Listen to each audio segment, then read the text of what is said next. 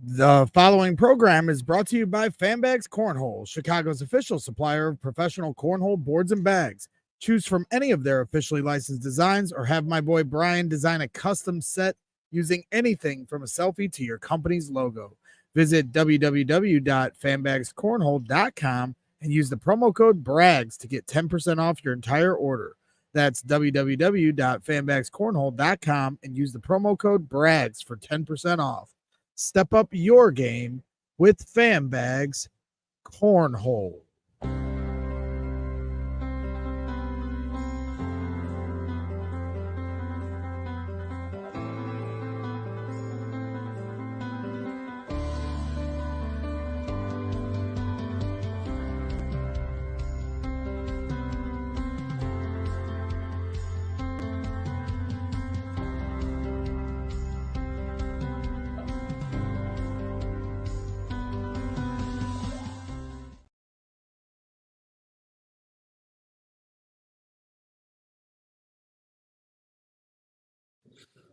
It's Zach Eady with Purdue men's basketball, and you're watching Boilers in the Stands.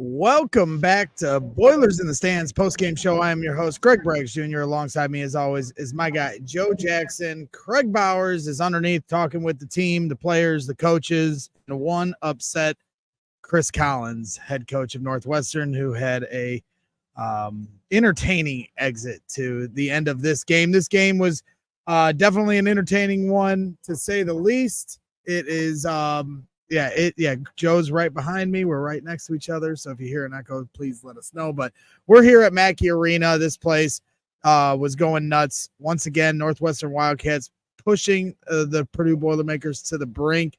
Heads to overtime, two back-to-back overtime games. Just Northwestern certainly seems to have, Purdue's number in a lot of ways as far as just matching up well with this team. I was arguing with my good buddy Mark Harmon, who I work with at CHGO Bears, and he's a big Northwestern guy. And the spread was 13.5, and he wanted me to take that bet, Joe. And I was like, no way.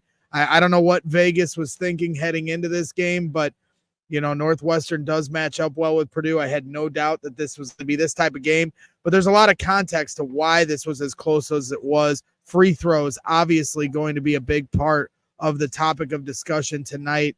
Not much you can do about missed free throws, but Purdue certainly had a lot of them. They outshot, Northwestern by a large margin from the free throw line. But the amount of free throws they missed nearly cost them this game. Not a pretty game by any means from the Purdue Boilermakers, but at the same time, they find a way to pull out the win. Fletcher Lawyer, who continues to come up in big games. The big game Fletch, we had some different nicknames we were throwing around on the last post-game show. He always seems to show up for these big game moments. Hits a three to basically seal the game in overtime. Mason Gillis hit a few big threes. Lance Jones kept a minute when things were looking bleak, down 5, with just a few minutes left in regulation. So a lot of different contributing factors to why this was close, but a lot of contributing factors of why they won. Joe, we had working through some technical difficulties here as we were getting launched, but I want to give you the floor for your instant reaction. So yeah, first thing, this is not my normal audio for anybody that's new. Like, my mic just stopped working for whatever reason before, so I'm sorry about the audio being a little worse than what it usually is. This was just like during the midst of it. It was obviously very intense. There was a lot going on, but as you take a step away from this game, you're like, man, that was a really, really fun game. I said the Illinois Northwestern game from a few days ago might have been the best game in the Big Ten. This probably tops it. There is a lot to talk about. We're going to go through it. Purdue, like, literally nobody on Purdue could defend today, but at the same time, Purdue just, like, Northwestern couldn't defend Purdue. It was two offenses just hitting shots. Northwestern hit a ton of tough ones. They got some good ones. Edey dominates overtime. A lot of it is Braden Smith. Edey has 10 points and 2 rebounds in overtime alone, 4-4 from the field, 2 or 3 from the free throw line. Braden ends with 11 points and 16 assists. So there was a list going out that did not have him as a top 10 point guard in the country. He had 16 assists. So we'll leave that. We'll talk about that actually in a minute. But just a really fun game. Like, this is, it's going to be interesting diving back in after tomorrow for whatever, for the thread or whatever. But man, this is just high level offense. You do not always see that in the Big Ten. You're muted. You're muted. You're muted.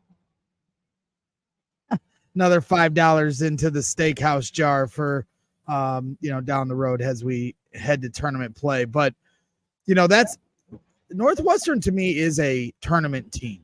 They've shown enough to me here. This would have been a big win for them on their resume, and I know they wanted it badly. I know Chris Collins wanted it badly.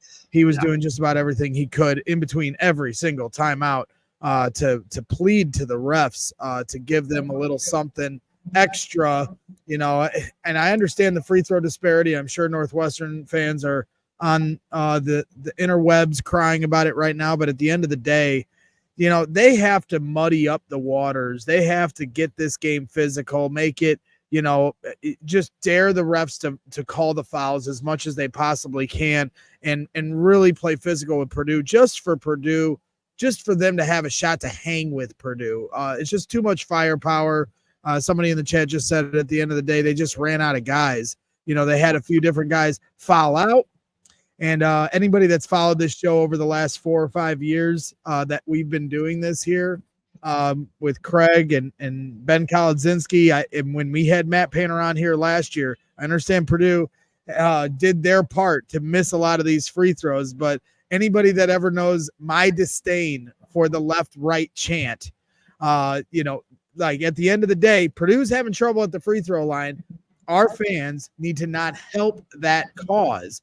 And at one point, Zach Edey goes to the free throw line, a player fouls out. They had a few players foul out. And on the first instance, when a player fouled out, they fell for the bait. The Northwestern players were waiting along the bench. Their teammates told them, wait to sit down. And when everyone yelled, sit down, Zach Edey missed the free throw. Matt Painter, they're not going to use that as an excuse. But I just found it interesting because anybody that was at the stadium noticed that when the next guy fouled out, there was an audible shh across the entire crowd. Everyone learned their lesson from the first time. So, it's a little side note thing, but it is something we've been following for 4 or 5 years here on this program. And Craig said you were going to talk about this right away. Oh, I'm sorry. The players are doing everything they can. They're going to make mistakes. We are here. This is a fans in the stands broadcast. So any chance I get to focus on the fans' impact on the game, that is something I'm always going to look at. And this is one of the greatest basketball environments in the country. There's no question about it. But I'll say it 1,000 times on this show. We got to smarten up when it comes to the left-right chant. They learned their lesson after the second time around, but in a game of inches, a game that's decided by 1 point, here and there, those are the kind of things we got to help our team out. So, they're doing their part. Purdue's doing their part. So there's my rant, my left-right chant. We all knew it was coming. But at the end of the day, Purdue has to make their free throws. Painter, I know he has the same answer every time he's asked about missed free throws. They're not trying to miss free throws. There's really nothing you can do. They practice shooting free throws, so it's not like it's from lack of practicing. But it was a big part of why they almost lost this game. But Joe, to this point, in a game where, how many they missed 16 free throws tonight? Was that 17 free throws missed tonight? To win a game where you miss 17 free throws, I think also speaks to the resiliency this team is showing and the extra layers they have that they didn't have last year, the little extra poise this deep into the season that they may not have had last year to survive a game like this, because this week is a big week if they have any intentions to try to win the regular season Big Ten championship. Yeah, this was, if you're worried about the Big Ten championship, which I know some people aren't, obviously I'm pro winning it along the way. Like, you rack up wins, you win the Big Ten championship, cool. Just grinding out this win makes the at Wisconsin game not a must win. Purdue couldn't afford to lose this and the one at Wisconsin, and maybe we'll do a short preview at the end of Wisconsin because it should be a really fun game too. But when we go to the free throws, it's not truthfully isn't something I'm worried about. Purdue is right about average in the country at free throws. This was, and when you go down, Gillis 8 of 8 from the free throw line, 4 at the end, haha. Heidi 2 of 2, Jones 5 of 6, Braden 5 of 8, whatever. And then it's TKR's 1 of 5, and Edie's 8 of 17. I trust Edie to not go 8 of 17 from the free throw line really ever. He just a weird game. You missed your first few early, now you're in your head. You got to make them, but it's not something that I'm concerned about going forward. They're going to make them. There's just so much to talk about, and my brain's going everywhere. So I think we need to where do we want to actually start, Braggs? Do we start with Edie? Do we start with Braden? Do we start with? Oh, that was okay. No, I got back on track. I'm sorry, I'm everywhere right now. No, it's okay. It's one of those games. I'm sure their head is spinning after tonight's game as well. It was nauseating. I really didn't think they were going to win that game. Northwestern just, they really step up to the challenge. They make big time shots. Boo Buie is one of the best point guards in the country. There's just no getting around that. I have a lot of respect for his game. He missed some big shots at the end that, the floater to win it. The fact that didn't go in was a big luck for Purdue because it was wide open for him, and he just alligator armed it to an extent. So, Purdue was fortunate in that regard, but Northwestern always packs a good punch against us. At the same time, that first half especially, I don't want to say Northwestern had no business being close, but if Northwestern just has just even a good shooting night and not an insane shooting first half, Purdue's up 15 or 20 at half. Honestly, Northwestern hits a bunch of tough jumpers in that half. And now in the second half, Purdue's defense was just breaking down everywhere. It was every single person on the floor. And now they already are confident because they've hit tough ones. And now they can make all the open ones. So when Purdue, you survive Northwestern shooting 14 of 27 from 3, 8 of 13 in the first half, 5 of 11 in the second half. They finally pulled down 1 of 3 in overtime. You combine that with the poor free throws, that's a big win. I think one reason we'll talk about with the stats is Purdue did not turn the ball over. Shout out Braden Smith. He did a really, really good job today. But this is, a lot to talk about. But that was what came to my head. So I want to get to it. Greg. Lot to talk about. I know. Jesus, I'm $10 in now with the mute jar. Well, we're so close to each other, so I want to mute so there's no echo and I just want to make sure everybody can hear you loud and clear. So let's get into the team stats of the game, just to kind of set the table, and then we'll move it around the horn with some of the individual efforts from the Purdue Boilermakers tonight, and maybe even talk a little bit about some of these guys on Northwestern and what they did. But let's go into the team stats of the game. Both teams shoot 58% from the field. Just red hot shooting across the board. At one point in the first half, Northwestern was shooting 70% for the field. So they came down to earth a little bit, but Purdue certainly stayed with them. Northwestern shoots 38 of 66 from the field, while Purdue only shoots 33 of 57. So Northwestern got 9 more shots up, but they both shoot the same clip at 58%. Northwestern 52% from 3, 14 of 27. Purdue 48% from 3, 10 of 21. They brought that average up as the game went along. Free throws. This is, like I said, where this disparity comes into play. 29 of 46 from the free throw line for Purdue on 63% shooting. Northwestern only shoots 8 free throws on the day, 6 of 8 from the line, 75% shooting. I'm curious to hear what Chris Collins' thoughts are on that free throw disparity. 10 turnovers for Purdue, 8 for Northwestern, 6 points off of turnovers for Northwestern, 4 for Purdue, 36 rebounds to 22 for Northwestern. Dominant on the offensive glass. Purdue had 12 to Northwestern's 3. 14 second chance points for Purdue, 5 for Northwestern. 18 bench points, 16 for Northwestern. 46 points in the paint to 34 for the Wildcats. 13 fast break points to 5 for the Wildcats. 2 blocks apiece, 2 for both teams. 6 blocks apiece for both teams. 23 assists for both teams. So they shoot the same field goal percentage. They have the same amount of blocks, steals, and assists as well. Lead time, 29 minutes of lead time for Purdue, about 11 minutes of lead time for Northwestern. Pretty evenly matched in some statistics, but free throw disparity, 46 free throws to 8 attempts for 46 attempts from the free throw line for Purdue, 8 attempts for Northwestern. Joe, anything stand out, that or beyond that? Yeah, turnovers, 10 turnovers. Last year, camera's not focusing. Last game, turnovers were a big thing that really hurt Purdue. Pulling it up now, and they had 17 that game. And now it's only 10 this game. And when you're getting such good looks every single time down the floor, not turning it over is just the most important thing possible. And they did it today. Fletch with 2, Braden with 2, Edie, Jones, Gillis with 2. 5 players with 2 turnovers. Braden was phenomenal, just dicing up the Northwestern defense in the hedge, which he struggled with. Really, really good from that point. Obviously, there's the free throws, which stand out, the 3-point shooting, which stands out.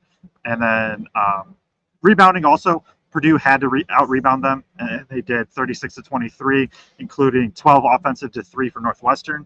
And those 3 offensive rebounds for Northwestern were a couple of backbreakers at some points. Like Purdue finally forces a miss, and then Northwestern gets an offensive rebound put back, keep the game close. But those are the things that stand out. Is no limited turnovers. 3-point shooting was nuts, honestly, for both teams to an extent. And then free throws. Yep. It's it was one of those interesting games, and people act like Purdue just gets the benefit of the doubt on the whistle or home cooking in Mackey Arena. And I think if you're looking at it objectively, I think more times than not, there's more than a few times they don't make the call. They allow them to play physical. And so I get it, but we've talked about this so many times on this show.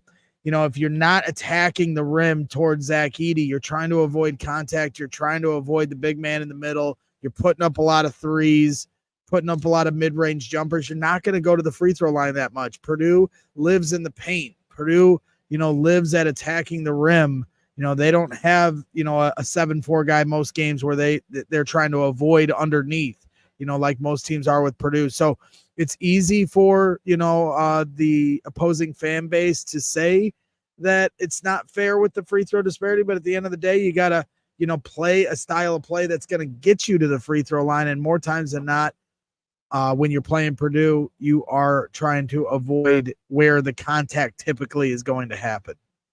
Yeah, I just ran the numbers. Northwestern had 27% of their shots at the rim. Purdue had 42% of their shots at the rim.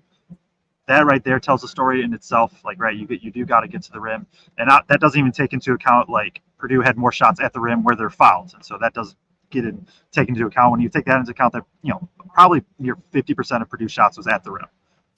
When you have that with Edey, that's just plus. It's not even like a this game was an anomaly. Like Northwestern, even just by the stats, they're one of the worst teams at fouling in the country. Like, they have one of the highest defensive free throw rates. It's part of who they are. It's part of what has allowed them to win games. But that's just that's part of what they do too. This was not just a pure anomaly. It's a Purdue gets tons of free throws in general, and Northwestern fouls in general a ton. Yeah, 100%. So before we get into individual performances, I think one of the segments we're going to start getting into a little bit is like moments of the game, you know, and for me, obviously the Fletcher Lawyer Onions 3 in overtime was the big moment. But there were some other moments in this game that I thought really needed to be highlighted. Zach Edey had back-to-back dunks, and one of them, he does a reverse, a reverse spin and throws it down. That was a big time play by Zach Edey. I highlighted that as one of the biggest moments of the game. Another one too, Braden Smith didn't have the best second half. I know he almost set the record for assists in a game for a Boilermaker, but at the same time, he didn't have the best second half. But I did think one of the biggest moments of the game was when he was on, around the 3-point line, and he's one-on-one with a Northwestern's big, and he identifies the mismatch. He takes his time. He waits for, the right leverage as far as the defender's positioning. And as soon as he could take him baseline, he did, and used his body and his butt to, create space between the defender and the rim, and went right up with it. That was the big flex moment by Braden Smith. That was another huge play in this game. In the first half, I mean, a lot of times plays of the game are going to happen at the end, but I did think in the first half when they, out of timeout, maybe it was in the first half or at the very start of the second half, but when they came out of a timeout and took advantage of a Zach Edey double team and on the backdoor cut to Camden Heide, if we had the chalkboard, the dry erase board, that's a play that I would really enjoy highlighting, because the more they can take advantage in creative ways of the double teams that are inevitably going to come with Zach Edey, the more defenses are going to have to worry about other things and not just crash down on Zach and try to create turnovers. And when you have Camden Heide cutting to the rim like he does, that's something that I just thought was a really creative play by, I'm assuming, PJ Thompson. So shout out to those guys for drawing those. Those were the three plays for me that really stood out. I don't know if there was any other plays before we get into the individual performances here from you, Joe. Yeah, you kind of hit on the Edey stuff, so I'll leave that. Obviously, there's the Fletch and Braden takes. But for me, you have the Lance Jones back-to-back threes with about 6 minutes left, and it got this crowd on their feet. It got just some energy and some juice back in the building, because it was very nervous in here. And those back-to-back threes, yeah, Boiler Mike MG says that Jones back-to-back threes late was huge. Those are, that was one. And then right at the end, Purdue was, when I was talking with Craig, I was like, Purdue needs like 3 stops in overtime and they'll win. That's all they need. And I think like a minute and a half left, Gillis goes straight up vertically. I believe it was Bowie or Barry that drove at him. He stops that. Purdue gets the rebound. That was a huge play too. That's just like Northwestern absolutely needed that one. Just great verticality from Gillis, going straight up in the air, not fouling at all, and gets the stop. And now Purdue, is able to kind of control it from there and win. So those are probably the two for me that really stand out in addition to yours. Yeah, there's no question Lance Jones threes. I mean, you're going to forget it after all the different things that happened in this game, but they were big time clutch, showed a lot of poise, ice water in his veins kind of moments there. Like I said, they were down 5 and then they were able to tie it, turn around, and all of a sudden it's a tie ball game at 78 apiece, I believe was the score. And like I said, there's layers of this team that were not here last year, and every game it seems to be the one that stands out the most is Lance Jones, and for him to show poise, he'll make a mistake, maybe he'll miss a shot. He had the one where he put up a 3, got the rebound, then put up another 3, and they were both missed, but he doesn't stop. He doesn't stop attacking. He doesn't stop looking for that little pickpocket steal when somebody's sleeping off a rebound and just, lazily passing it to the next guy to move it up the court.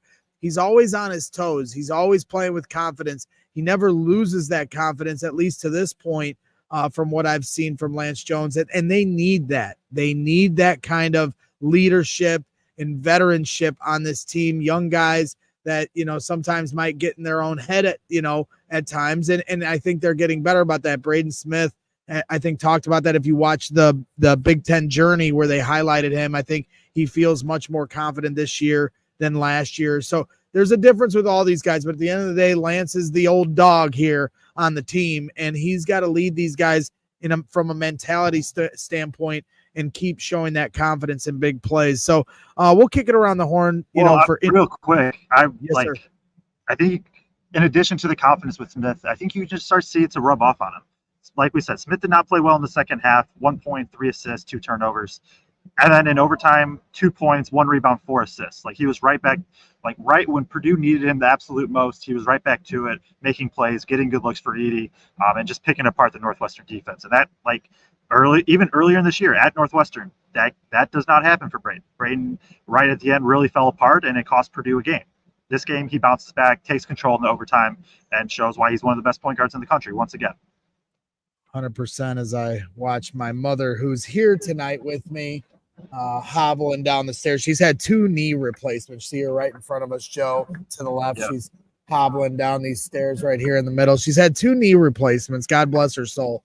It's her birthday today, so she's not watching live. She's hanging out here. I think she's going to say hi to Julia Edey here in a minute. And she's 73. And came to the game, hanging out here, staying late with me while we do the post-game show, while Zach and, Braden Smith and some of the other players, Lance Jones and some of these guys are signing autographs, as they do for all the players or all the fans here. So that's appreciated. But shout out to my mom, who's hanging out, 73 years young. Yeah, happy birthday.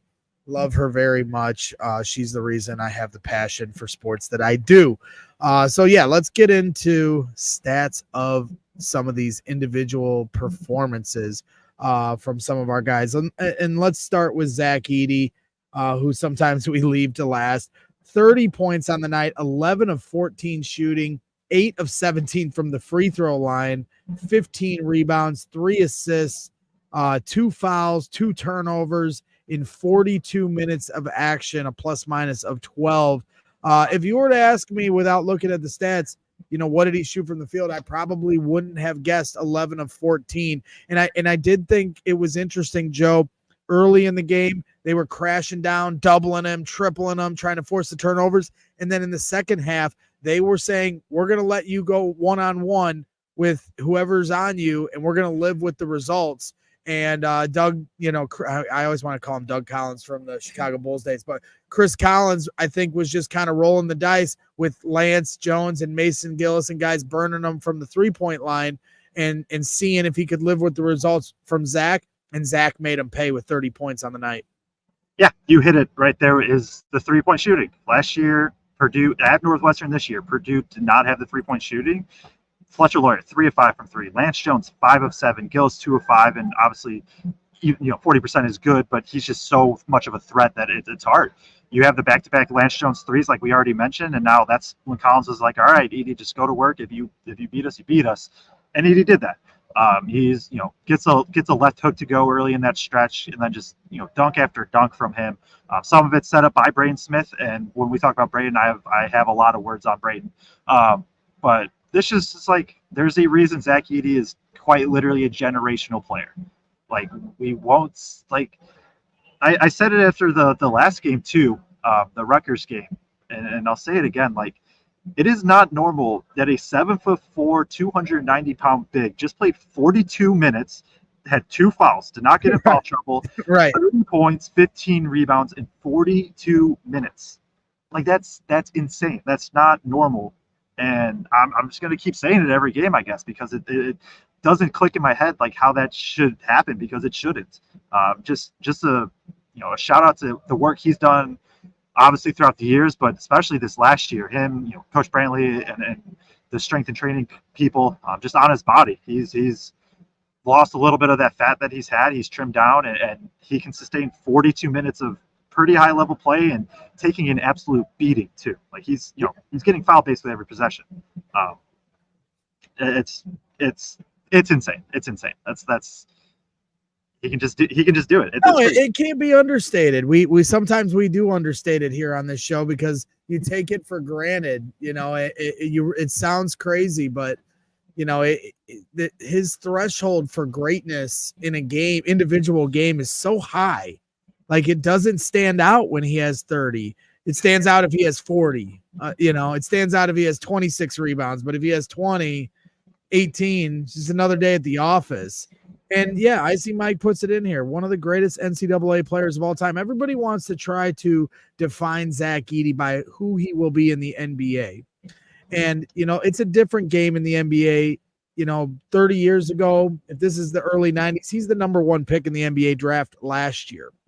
And it's just a different game. We all understand that. But, a player of his magnitude should be appreciated at the college level. He is one of the greatest college basketball players ever. And yes, Kareem Abdul-Jabbar went on to be one of the greatest NBA players of all time. Nobody's ever going to disregard that. But, he's up there with the Kareems of the world. He'll continue to climb those charts. He's the greatest Purdue basketball player ever. Maybe him and Glenn Robinson, are neck and neck, and Zach's had a longer career here, as Icy Mike's pointed out to me as we exchanged some texts about this the other day. And so, that can't be understated. The impact he's had on this sport, this program, and all the people that come here to Mackey Arena week in and week out. When Tim Tebow made it to the NFL, he was a starting quarterback, but Tim Tebow had a huge impact in college, right? But he wasn't the same player in the NFL. He's got that kind of gravitational pull, not just as a gravitational pull on the court, but off the court as well. And so, as he just finished right now signing autographs, almost an hour after the game for every fan that came out to see the Zach Edey show. So, yeah, we're going to spend a little extra time on him because we don't know, it's more than likely he won't be back after this year. So as we start to wind down here to the end of the year, the last few home games, got one more, Purdue and IU matchup maybe in Zach Edey's career here coming up in a week, a little over a week. So, that this stuff, needs to be highlighted and really, not combed over onto the next player, because, you're not going to have many Zach Edeys, and one day you're going to go back to living a life of normalcy like every other college team who doesn't have this dominant force underneath. So, spend a little extra time here on Zach here tonight. So let's keep kicking it around the horn. Lance Jones, 26 points, Joe, 8 of 14 from the field.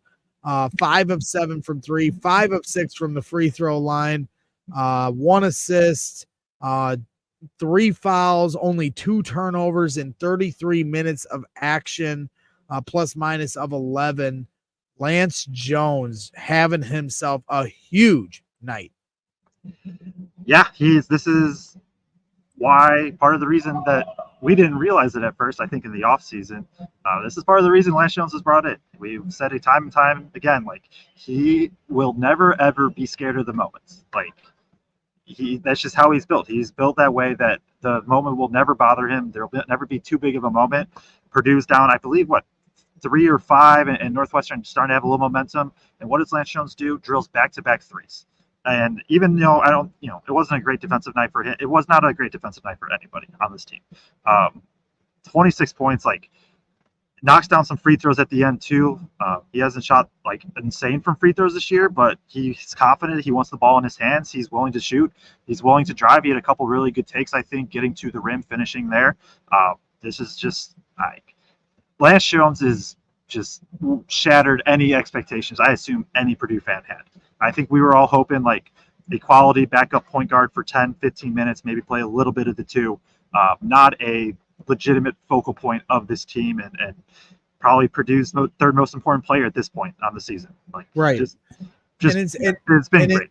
And for somebody like me who just constantly focuses on the stat line, the stats aren't always going to show. I mean, what he does on the defensive end, and this guy just continues to be a menace. The entire length of the court. He doesn't give a guy an inch. And so that's a big element in this, and takes some of the hard work off of Braden Smith and Fletcher Lawyer at times. I mean, Boo Buie They take Boo Buie off of Braden Smith. They have him go hide in the corner with Lance Jones defensively, so Boo Buie can keep his energy up to put on the shooting display that he does on the other end. Braden, they're not going to move him off of guys at time, but if they do, they have Lance Jones there to pick up some of the workload. So, it's definitely something that's an X factor, as we continue to say here on this team. Lance Jones, no doubt about it. So we'll continue to kick it around here and look at some of these stats. And the next guy, where do you want to go? Because we got a few different guys we can go. You want to hit up Braden? Yes. Okay. He had 11 points on 3 of 7 shooting. Missed two threes, didn't make a 3 on the day. 5 of 8 from the free throw line. 4 rebounds, 16 assists, and only 2 turnovers in 40 minutes of action, plus minus of 9. Your thoughts on Braden Smith's night? It is unreal watching him dissect defenses. Now, granted, he did not have a good second half, and I think so it wasn't like a perfect game from him in that sense. But man, this is what I've said for the whole year is the way to beat Braden Smith and beat Purdue is you hard hedge Purdue pick and rolls. And so hard hedge means that the big, whoever's guarding Edey, when Edey sets a screen, he jumps out in front of Edey and really just wants to push Braden back, right? And what Braden did this time, and he's just this was his best game against it by far, is instead of really retreating, he just kind of went sideways. And so now what that does is that draws the big out. And so now Braden's basically, what he's saying is, trap me. Put 2 on the ball right here because I'm going to find the open man. And he did. And a lot of it was Edey on the roll or something like that. But he had a few skip passes too where it's just oh, you're oh, that should go to Edey. Oh, nope, there's a wide open 3 in the corner, whether it was Gillis or Jones or Lawyer. There are, I guess, and in totality of a point guard, maybe there's 9 or 10 better there's not 10 better point guards in the country than Braden Smith. When you talk about entire context of a point guard, there are not 3 better passers in the country than Braden Smith, and he might just be the best. He can just. I just don't always have words for it because he just reads the defense. He pushes the defense into what he wants and then makes the right play. And obviously having Edey rolling to the rim is a big help there, and having shooters is needed, but he also just creates open looks for them every single time. And it's just an unreal. 16 assists, even in an overtime game. 16 assists that's absurd. Well, he's got a good understanding of finding the right angles to deliver, the throw into the post to Zach. He'll kick it over to Fletcher if he feels like he doesn't have the right angle.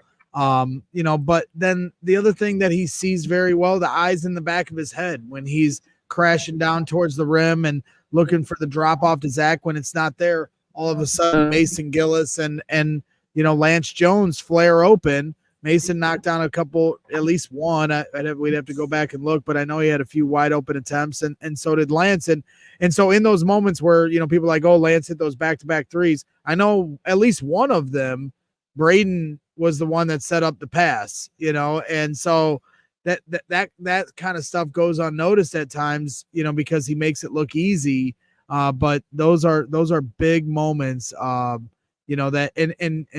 and the poise that Braden is showing and not overdoing it. I mean, I think they had one errant pass at the beginning where there was turnovers going back and forth.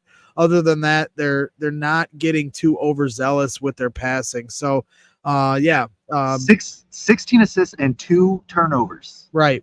2 turnovers against Northwestern is 40th in the country out of 3. So what did they have? Right. So they had how many turnovers Purdue on the night? 10. Right. And against at Welsh Ryan Arena, I think they had 20. 17, but yeah. 7. You know what I mean? So yeah, exactly. So that's the difference. That's the difference. And that's how they're able to afford, missing as many free throws as they did. If they had compiled that with the turnovers, then this game is an L. And that's where we talk about teams have to pitch a perfect game to beat Purdue, and Purdue also has to play very poorly in a lot of different categories for you to have the edge. And if you don't have that perfect storm of all those things to go your way, if you're the opposition, you're going to have a tough time taking down Purdue, as Craig's ass just past the telecast here on the Boilers in the Stands post-game show. While Kraig gets ready to jump on and give his thoughts from the post-game presser, certainly excited to hear about Chris Collins crying about fouls or whatever, if that even occurred. And, but before you do, please, everybody here hanging out, hit that like button if you haven't already. If you're in the YouTube channel, I know some of you guys watch off Twitter and Facebook. We do appreciate if you come over to the YouTube channel and watch along with us, hang out with the guys in the chat, and hitting that like button and subscribing to our channel certainly helps us get closer to our goals and pushes the algorithm around to people that may not be aware of some of the things we do here at Boilers in the Stands. So we appreciate everybody hanging out here tonight as some of the other Big Ten action is still going on. I'm not really sure what the scores of those are. Penn State was up 25-23 at half against Rutgers. Yeah. So different things going on around the country. It looks like it's going to overtime in Rupp Arena. So I think Kentucky is playing Florida, and they had a couple players. Kentucky had a couple players out. SLK in the chat says, excellent point. Purdue has to struggle in more than one way, and they have to be perfect. I like our odds. And, at the end of the day, everybody's trying to get a barometer of how this is going to fare in March. And they're going to run into a game like this, and it may not go their way. And is that going to be what defines their year? Yeah, it will, just like it does every year. So you hope you can avoid that. But at the end of the day, those are all the different variables that need to come into play for the scales to tip. And when you have Braden and Fletcher with a year extra under their belt playing with the maturity they are, when you have Lance Jones and the veteranship he's showing and leadership and that he's playing with and confidence he's playing with, Zach Edey, just the well-oiled machine that he is, they're a tough team to beat at the end of the day. So joining us now is our guy, just getting done with the press conferences here at Mackey Arena, is our guy, Kraig Bowers. Kraig, do you want to give your instant reaction to the game, or do you want to give updates from what you heard at the pressers? I'll leave it to you. Let's just dive into the pressers. I don't know what you've necessarily talked about already, but everything. Okay. It was an interesting presser, and really not many great sound bites came out of Coach Collins like I thought might in there. He alluded to some things that probably was what made him mad, but he didn't really directly address it. He was very effusive in his praise of Purdue and Zach Edey and Braden Smith all the way around. He said he wasn't going to talk about the officials. He didn't directly talk about the officials. He kept alluding to the foul trouble, foul discrepancy, free throw discrepancy, bringing up the fact that I think he said it was a 50-50 free throw disparity by the end of the night. Now he caused 4 of those free throws at the end, so that's on him to get it over to the 50 mark. But mentioned at some point in there as he was talking about Zach, that if Zach doesn't miss his free throws tonight like he normally doesn't, that game's probably won earlier. But nonetheless, one of the things that he mentioned in there was he kind of dropped in there that, Boo Buie doesn't take a free throw attempt. And how does Boo Buie not take a free throw attempt tonight? But Zach Edey takes as many as he does. And then he also threw in there a little bit later. Was Boo Buie in the post, Kraig? I forget.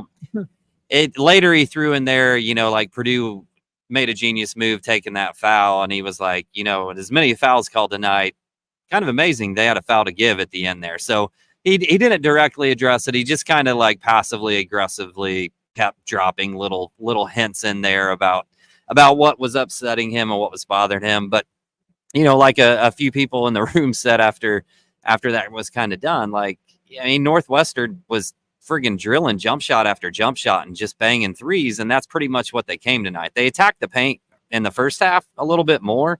In the second half, I thought they really just became primarily a jump shooting team. Boo didn't really attack all that much. And you're not going to get the same amount of fouls called if you're taking your shots from 18 feet and out all night long.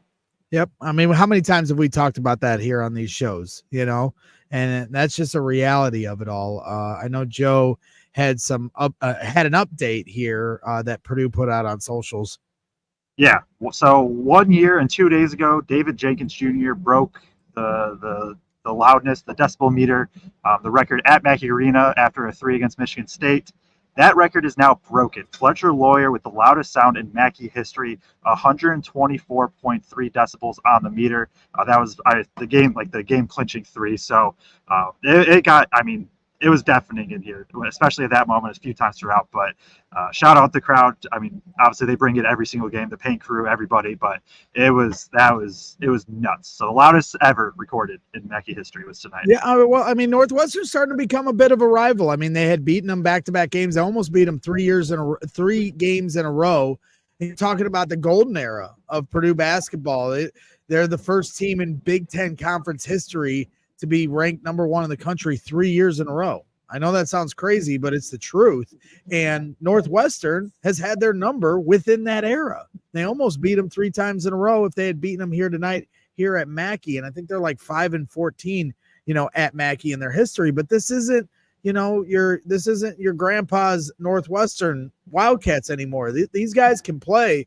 And while Chris Collins, I think, is getting more and more obnoxious every time I see him out there, I have a lot of respect for the way he coaches. But he's really got this team ready to play when they face off against Purdue. Yeah. The quote of the night, though, guys, I need to slide this in here right now because Matt Painter gave several gems tonight, but there was one that was so good that I had to clip it before I joined you guys and get that video posted right away. If you're listening to the show, wait till the show's done, but you're gonna want to go take a look at it in Boilers in the Stands Twitter. Asked about Braden being left off the Bob Cousy Award list. He kind of hauled around and moseyed up to it, and then finally he said, Bob Knight said basketball was watched by millions, but understood by few. So if you think he's the 11th best point guard in the country, I hope you get a job in the Big Ten because at least we'll get 2 wins. That's a bar. That is a bar right there. Yeah. Kraig, I'm up to $15 on the mute button here tonight. But this isn't fair. This isn't fighting fair because I'm muting because we're close to each other and I'm just trying to avoid any kind of echo and feedback with our fans. But I am up to 3 times now talking while my mic is muted. So that's $15 in the steakhouse jar.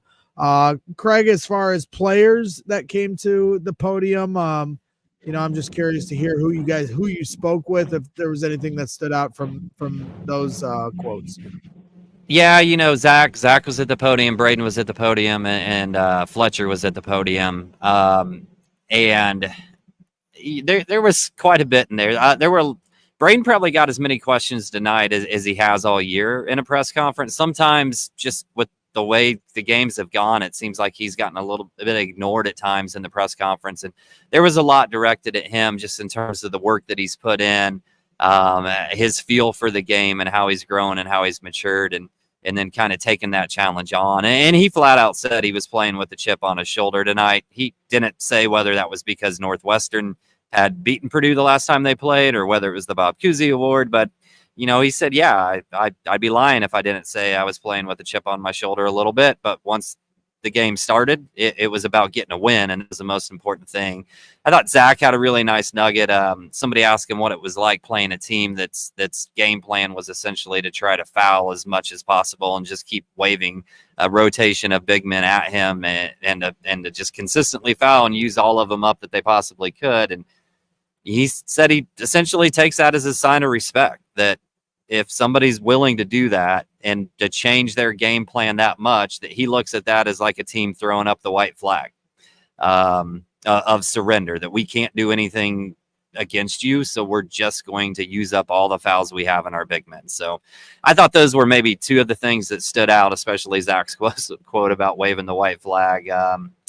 But yeah, Painter did say that he didn't realize that, he talked about Lance. He was probably the most effusive in his praise about Lance as he's been in any press conference, just talking about how monster those 2 threes were late in the game and the fact that Lance lives for those moments, that those big moments, he wants that moment. He wants to take that shot. He's understood now, like, take that shot when it's the right shot, but he lives for that moment.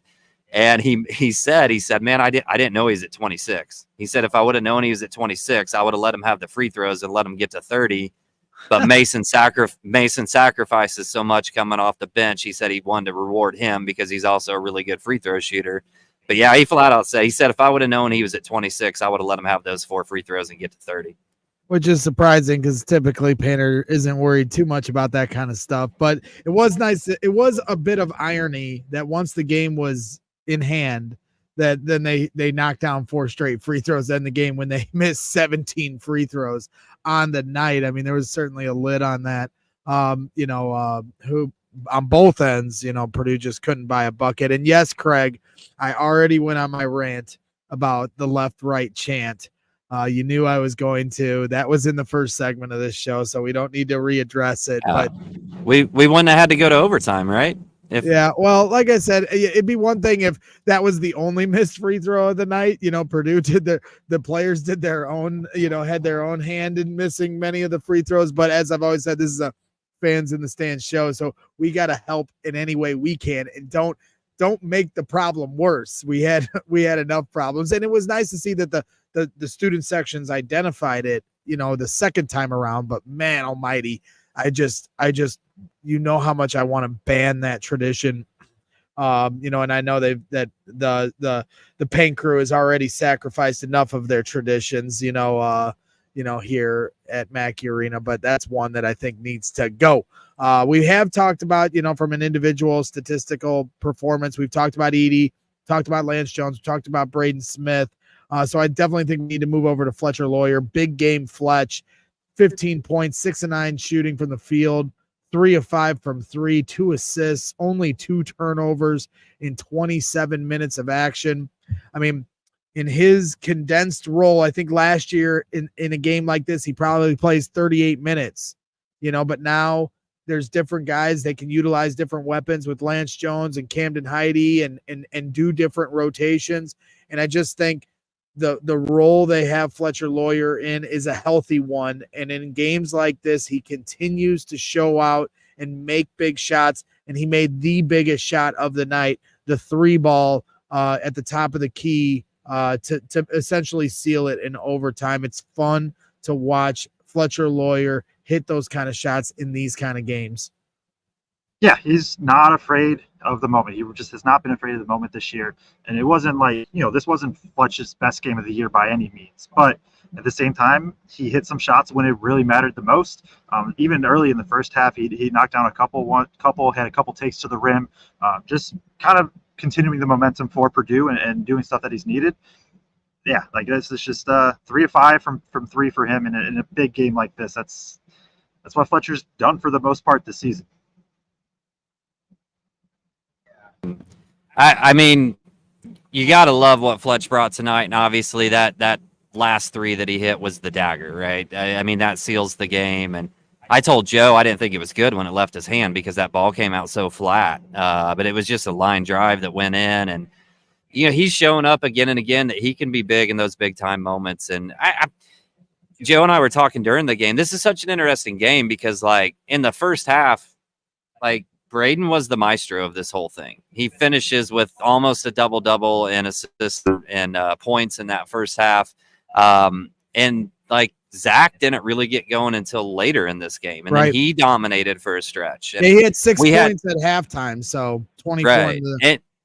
But there was stretches where Lance was kind of the dominant dog and was lead in terms of a point standpoint. And Fletcher's was more kind of interspersed all the way throughout the game, but it was just such a weird game of we talk about different guys stepping up in different games, but in this game, it was almost like it was segmented as to who was stepping up for that little period of time throughout the game all the way through. So, and obviously I mean, Purdue tried to do anyway, I'm going on another direction altogether. Yeah, let's go back to the player.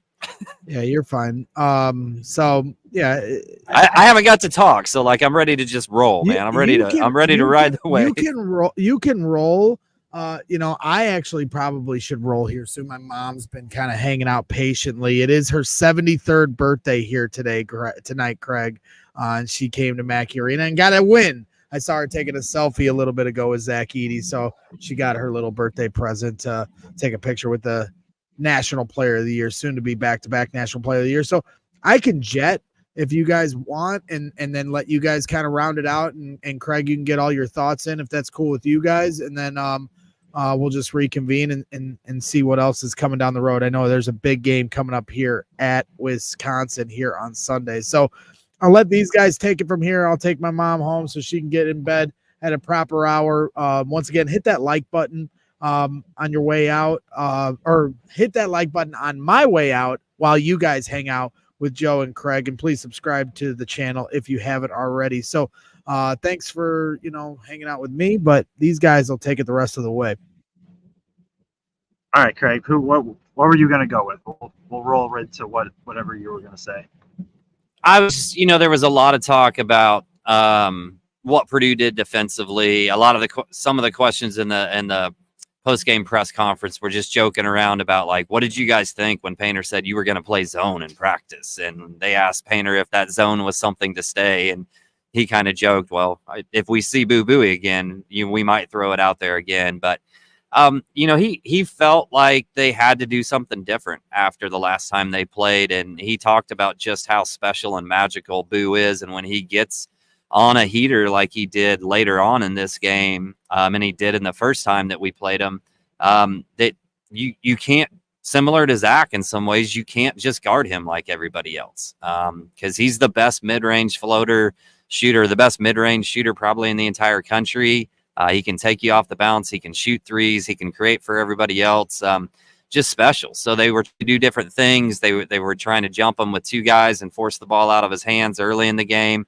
That worked for quite a while. They went a long time where they kind of kept him bottled up, but then Langborg and Barry were going at that point in time and keeping them in the game. And, they tried to throw a little zone look at it, but, he said, they really haven't practiced that enough, and they miscommunicated once or twice, and then they got an open three and got a cut to the lane and decided that just wasn't working. And Braden said he never played zone once his entire life and just said it felt weird.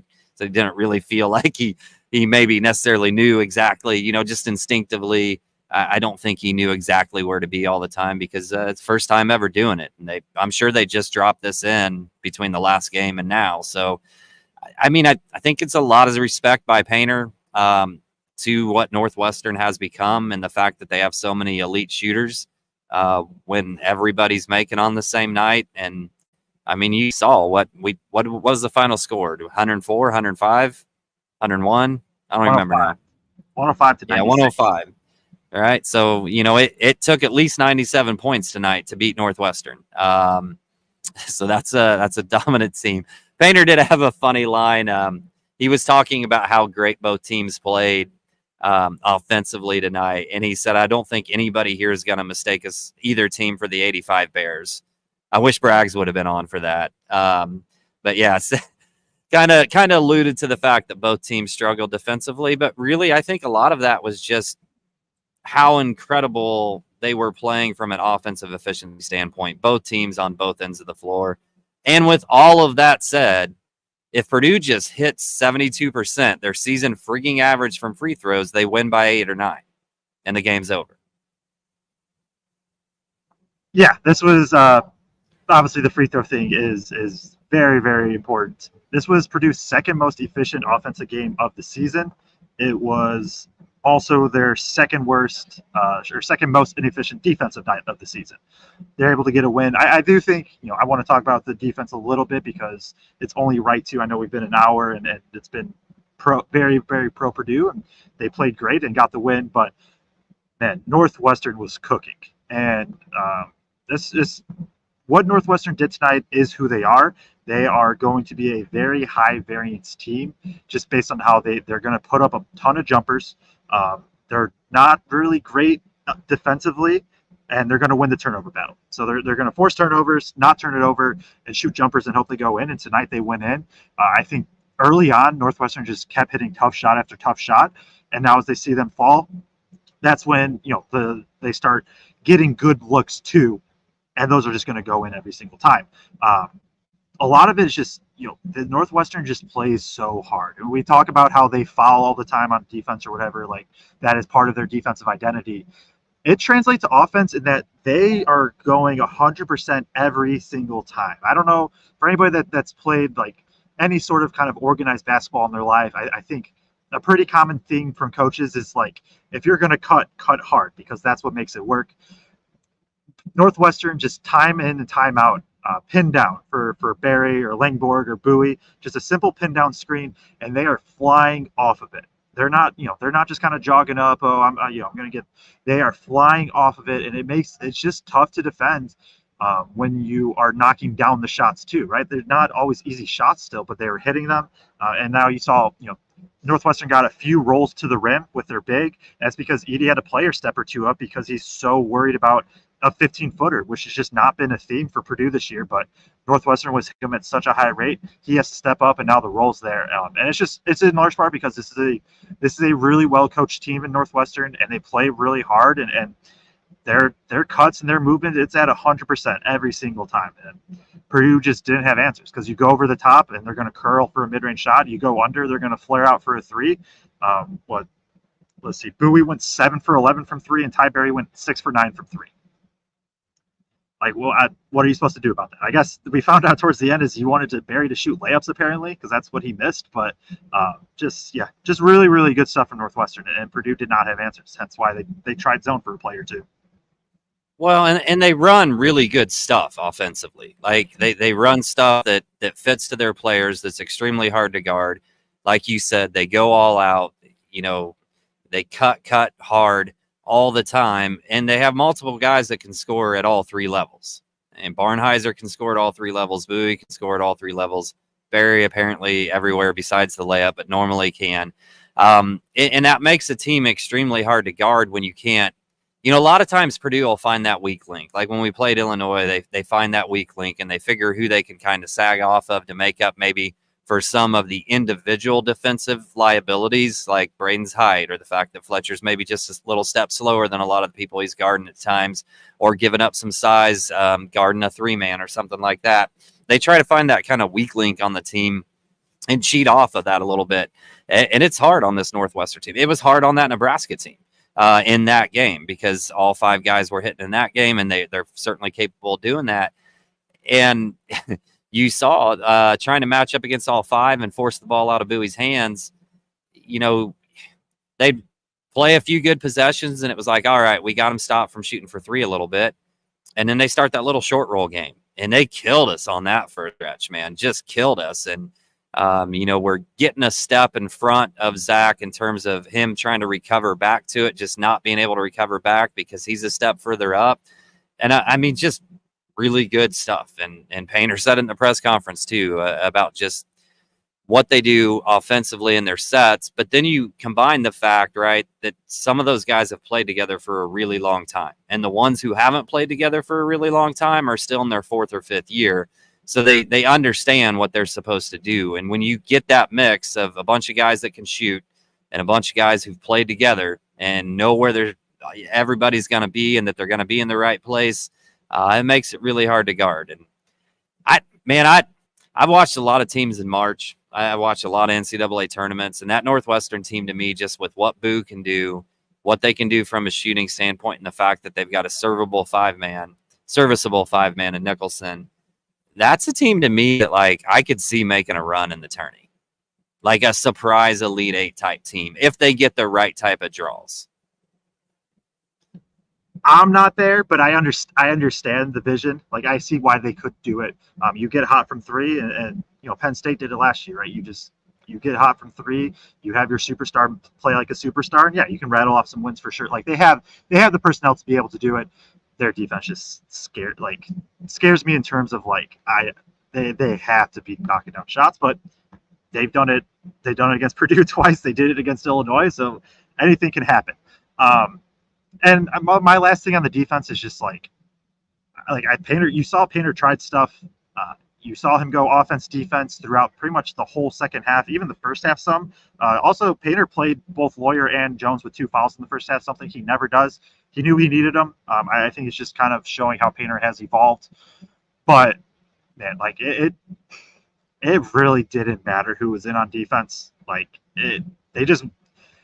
Northwestern does a good job of just – they set those screens that like they just do a good job of disrupting on their screens, and it doesn't matter. Like Purdue doesn't have the personnel for guys to be able to chase and trail on screens on curls and that. Like it really didn't matter who was in. I thought. Morton gave some good minutes, especially in the first half. Heidi had some good minutes defensively, Jones too, but like in general, they were just cooking. Yeah, no doubt. And it was that foul trouble that led Painter to try to start doing some offense for defense because he was trying to protect Lawyer and make sure he didn't pick up his third. And what he said in the press conference basically was like he saw positive things about having Morton on the defensive end, so he just started doing it. That wasn't an original plan for his coming into this game necessarily, but then he saw some positive gains on the defensive end of having Morton out there. So then he was kind of taking his chances one way or another if he could buy a possession for Morton on that end. There were enough fouls in this game that he could do it consistently through a large chunk of this game because he knew he's going to have another foul coming based on how Northwestern was trying to defend Edie. So just kind of ran with it. And it's, Painter tried a lot of different things defensively. We can't really say that any of them worked, but his brain was working overtime trying to figure out how to make something work in this game, without a doubt. So, hey, we had somebody over here said, I have a question for both of you. Where'd it go? It was like Donna or something like that. Dalen, sorry, not Donna. Dalen said, I have a specific question for both of you trying to understand the rules. Fire away in the chat, Dalen, and we will try to answer that as best that we can. Yep. While that comes up, I don't have anything else defensively. Like, they got cooked. It's as simple as that. They got cooked by a really, really good offense. But this kind of ties back to early on with before you were on, Craig, of like, this is a game that I don't want to say Purdue's supposed to lose, but when you look at the free throws, if you look at the hot shooting from Northwestern, like it's a game that just has the feel that Purdue is going to lose, and they don't. They're able to force overtime. They're able to pull away and control overtime for the most part, especially those last 3 minutes. Like, I guess, do you have anything on just like we've talked about it all the year, but how this team just feels different? Do you think that kind of just showed today too, or it was just more of a good bounce of the ball for them? No, I mean, I think they are different because, you can look at different scenarios and say, well, if Purdue plays a good game and the other team plays a good game, Purdue's going to beat 99.9% of the teams in the country, right? But if Purdue's not hitting threes, can they win a game? They've shown that they can do that at various times this year, even though their lowest percentage isn't anywhere close to the lows that they had last year, right? Like their low this year is like 26.4%, and last year by this time already they had like 4 games in the teens. So the floor on that is not what it was last year. But there's also the question of like, sometimes you're going to run into a team that's just on fire. And can you score enough points to stay up with them when it's one of those nights where primarily you're always going to have some defensive breakdowns, right? But if that team is also just banging shots, tough shots, and scoring left and right, can you figure out enough way to match what they're doing from a scoring standpoint and just outscore them? We did that against Alabama. We did that here tonight. So I think this team is different because they can do things in different ways. I also think this team is different because Braden's gotten more confident down the stretch in his decision-making. Lance gives another piece when they give pressure to help get the ball up the court. And then we've talked about it a lot of times, and they're not always going to fall, but Lance's lack of fear at end of game, and Painter gave him a ton of praise for it tonight, of just like, I want to take that shot in that big moment. I'm never going to be scared of that big moment. Nails those 2 threes. No way we win this game without Lance hitting those 2 threes in that moment. So, yeah, I mean, I think the team's different for many reasons. Fletcher and Braden being a year older, the speed and quickness of Lance. He was, forced a couple of turnovers tonight to hit those 2 big shots, just stones that he's got. And TKR gave some good minutes. The first half, he was kind of non-existent, but the second half, he gave some good minutes. If he'd have hit his free throws tonight, we'd be going nuts about TKR because he probably finishes with 12 or 13 if he hits his free throws tonight. And he's probably the difference in why we win in regulation. He did a lot of good things in the second half. He just missed his free throws. Yeah, no, he gave good energy, I thought. In 20 or 17 minutes of play, 5 points, 6 rebounds. Free throws is what it is, I guess, at this point. But yeah, no, gave good energy. Barnheiser's a tough matchup for him. And Barnheiser definitely, 14 points on 6 and 9 shooting. It wasn't like Barnheiser was bad by any means, but this could have been a potential like Barnheiser goes for 25 type, and TKR didn't allow that. And that first stint in that second half really was him. And Painter goes up, realized like, okay, TKR has Barnheiser on him. Let's just go to him a couple times. He scored a few buckets. Just good stretch from him. Pretty good play from Mason Gillis too. Just doing his thing. 2 of 5 from 3, 8 of 8 from the free throw line, obviously including the last 4. This was definitely more of a Gillis game in terms of just pure matchup. I don't have too much on Gillis other than Gillis did what he does. He knocks down some threes, plays physical, plays hard, and that's 4 rebounds in 28 minutes. Like that's just what he does. 1 block and 2 steals as well. And you weren't on the show for this, but that verticality right at the end of the overtime to wall up, stop a layup attempt, that was huge too. Yeah, no doubt. And yeah, I thought he gave good minutes. He had 1 turnover and 1 foul. Kind of some critical moments, but I think in both of those plays, he turned right back around and did something positive on the other end. Like I think he hits a 3 right after one of those. And then the other time, I think he forces a turnover or goes vertical and we get the ball. So, a little bit of moments of both, but primarily positive tonight, I think, in terms of what he brought and in terms of the energy and physicality that he brought out there as well as the shot making, obviously, too. So I did drop, Joe, I don't know if you saw or not, but those of you guys in the chat, I dropped our store link in there. If you guys want to buy some Boilers in the Stand swag, we oftentimes get questions from people who maybe don't want to advertise with us, but want to know if there's any way that they can support us or anything like that. Drop the store link in there if you want a Boilers in the Stand sweatshirt, t-shirt, or a mug. Ben Cams, my good friend, bought a mug, and Purdue hasn't lost since. So maybe if you buy a mug, we go to the national championship. I'm not saying we will, but you never know. The link's in the chat there for you guys. There it is. So yeah, definitely go and cop that. I feel like we're kind of wrapping up. Do you have anything? Do we want to mention the Sunday game? All I'll say is, guys, I'm going to be in Wisconsin. Greg is going to be flying out to Vegas because apparently he thinks he has to cover the Super Bowl rather than being on a post-game show about Purdue, Wisconsin. But, hey, fair enough, right? So I'm going to be at the game in Wisconsin with my son. I'll probably try to hop on like I did last year on the car ride back to his house for a little bit.